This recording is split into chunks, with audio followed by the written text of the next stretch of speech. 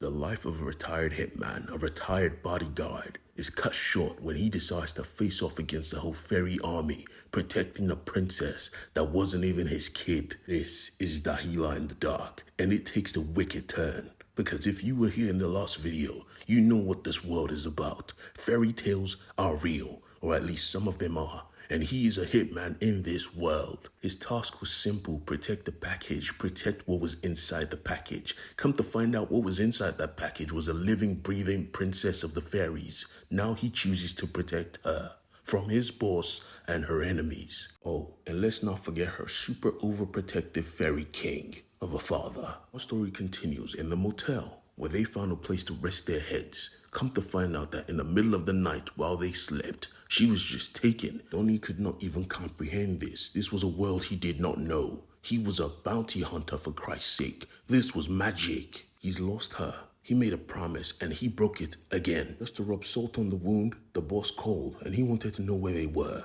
But he made it clear that he lost the kid. He's done. He's not returning. The boss agreed. Donnie in your prime, he was a golden boy. Have a good life. At the literal same time, the fairy council was meeting up to discuss how they were going to handle the tyrannical king, because his daughter was supposed to be used as his weakness, and now they knew not where she was. Ollie, their inside man, assured them that he was going to find her. He had agents on the ground. Peace, don't worry about it, guys. I got this. They said, okay, you have one more chance. Don't fail us. He didn't plan on doing that at all. His best girl, however, Big Molly Bloom, was taken to the police station. You see, she was under arrest, and there was no escape this time. Yeah, that was a joke. There was an escape, because she was not under arrest. The police worked for Ollie, and he was going to need his golden girl to find the princess, who coincidentally was about to be sent back to her father using magic. You see, Galvanus was a wizard, and his wizardry requires sacrifice. To do this, he would have to cast a spell and shed blood.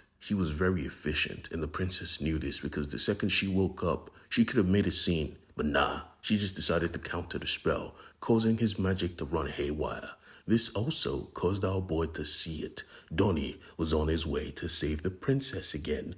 But you see, Galvanus was very ruthless. He was not playing. I hear a machine pulling up. Go and kill him. Let me handle the princess. These guys were quick. Donnie was quicker because, you see, he was a retired hitman for a reason. He retired not because he was unskilled, but because he didn't like the job no more. He was still dangerous, and they found that out the hard way. Galvanus also found out some big truths. The princess was not as weak as he thought. She was trying to escape, of course, and he locked her down with brutal magic. Well, with a flick of her wrist, she impaled him with spikes, because she commands the earth, much like her father. That is why he is so powerful, and that is why she is so powerful. But you see, a child with a gun will still have trauma, which is why he understood. He's put his own kid through hell. She has seen him killed, been attacked. She has so many horrors from her past that he honestly just keeps away from his kid for that reason. And now he just watched a princess, who's not even older than his kid, kill a man. They sat in the car in silence, listening to the radio, because things were messed up. They were so distracted they didn't see the eyeball moving at the back seat. Things had begun to escalate. Molly was back with her boss. Before they even left, they went over to the prison just to check on the cop, who thought she was bigger than the program. Ollie had power, but the king of the fairies, he had a whole army. Every single soldier ready to draw blood in his name. He reveled in it. His daughter, however, she wasn't used to the bloodshed. Donnie was a different story. He has killed creatures alike, werewolves, every single breed. He was considered the golden boy for a reason. Even Ollie had to give him his props that, you the best. You just made me a very rich man. And trust me, your cut is going to be ridiculous. That has been the way Ollie has moved all his entire life. He's always been on the top of his game, always known the right moves to make. But suddenly, he was about to be thrown out like trash because the fairies are disappointed with no show of results. He was done. You're out. At that moment, it dawned on him. He may be a powerful man on earth, but he's not powerful at all. He now had to make the right moves, and he had to do it himself. Donnie, again, on the other hand, was powerful. At least he was dangerous, and he was talking to the princess, trying to coach her around murder, because she just murdered a man. She wanted to find peace. But there was no peace to be had because they still had someone watching them. The man he thought he killed, the freaking changeling, was still alive, and he had a rocket launcher. Shot after shot after shot. He looked to kill them, and Donnie was getting visibly frustrated. What the fuck is this guy's problem? The princess used her earth powers to freeze him in place. She wanted them to run, but Donnie was tired of running. Why the fuck are you trying to kill me, bitch? He said, kill you? My god, she hasn't told you everything. The package wasn't just the princess, you fool. Inside her prison was another prison, an interdimensional prison holding a whole army of rebels. She and them are my prize, Donnie. I want them both, and when I have them, because I will eventually, you cannot stop me. When I have them, that's the end. I'm going to sell them to the highest bidder. Just like she sold out the rebellion. Because you need to understand, she did sell them out. She couldn't betray their old dad. But why the fuck would you tell someone like Donnie, a literal killer, that you're going to chase him to the ends of the earth? He said, yeah, I know you're going to chase me. That is why I'm going to blow you up. He picked up his own rocket launcher and aimed it at his chest. He exploded. And in that explosion, some of his blood got on Donnie. Donnie entered the car and drove away. Back in the fairy kingdom, though, they were still searching for the princess, but the king was tired now. He knew she was going to come. No need to trip. It's going to be our victory regardless. Our victory. Unfortunately for Donnie, he must have forgotten what the hell changing blood does to a human, because he started to crash out, and the fairy princess noticed, you need to park the fucking car. And he did. Changeling blood. You're hallucinating. Park the car and chill for a moment. So he did. But in that moment, he realized something. He wanted to see his kid one last time before he faces off against her father. The fairy council as well prepared for one last assault, preparing all their troops. They knew the fairy king, and he don't play for real. It was a long drive, but then he got to see his kid. He couldn't enter, of course, so she went instead to meet his daughter, and she was cool as hell. Until the armies came, because they had tracked the princess here. This was a big no-no, because he really didn't want his daughter experiencing more trauma because of him. His ex-wife got the call as well that something was popping off, and it was because of him, and it may probably involve their daughter. Just like before, she was never a priority in his choices, always forgetting everything, even common stuff like actual tests. Now because he drove to see her one last time, she was in danger again. The princess's magic had become stronger, so she was able to contain the situation, and he came through and ended it. But you see, everything was already said and done. His ex-wife was here, and she smacked the shit out of him. Stay the fuck away from us. Don't you listen? He said, my bad, I'm sorry. Princess, get in the car.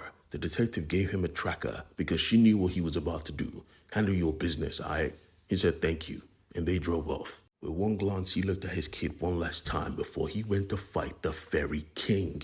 Yeah, that was not going to be easy. They were going to need help. So the princess decided to step into the prison and get her abandoned soldiers who she abandoned. You need to understand that. She left them and they still chose to follow her because her father was a piece of garbage and a demon too. He found the fairy council and single-handedly butchered every single one of them with his own blade, personally. He was him, and the princess, she was her, because she led the army. No more scaredy cat shit. She was the front runner. And Donnie tried to cover her back, but who was covering his? Because Big Molly Blue was here with the boss Ollie. Yeah, we told you to fuck off, but you don't listen. Stand down, Donnie. He, on reflex, turned back and shot the first person he saw. Who's Ollie? Big Molly Bloom actually screamed, what the fuck? You shot him. Donnie said, of course I did. You'll have a gun to my head, girl. Yeah, Ollie wasn't dead. He got the hell up and his eyes started to fix itself. Come to find out he was actually a demon. Like, realistically.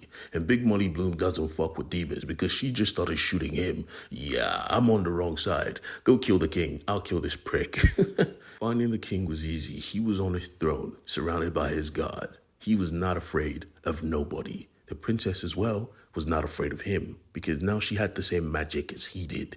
But you see, he was confused. I did all of this for you. Do you not see that? Do you not comprehend that? Homeboy pulled an Omni-Man. You're not special. You are not unique. I will make another one of you. Using the earth magic, he suffocated her on the spot. But yeah, Donnie said no. King again was confused. Human? What the fuck are you doing in my family affairs? Donnie said, I'm just here because I care about your kid. He said fuck off and just killed him on the spot. Now this part messed me up because yeah, I thought he was the hero of this story, but he just died just like that. Yup, he just died just like that. And this moment allowed his daughter to lock in. Her magic was stronger, so she bound him. He demanded they do something, release him at least so he could kill her himself with his bare hands because we know he can. But they were afraid, literally. And so the day was won. The king was arrested and she mourned. A man who was like a father to her, while people knelt down exalting her. She didn't give a fuck. No more wars, no more separations. We can never survive like this. So says your queen.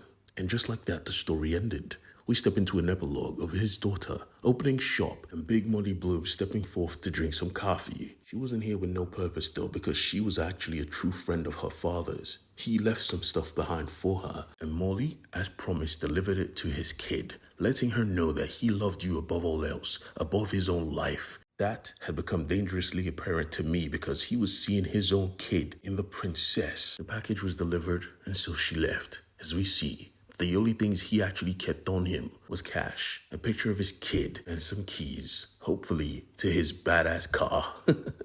Thank you guys for watching this video. If you want to be a part of this family and enjoy the content, please hit the subscribe button, leave a comment, and let me know the type of comics you want me to cover in the future. Peace and love.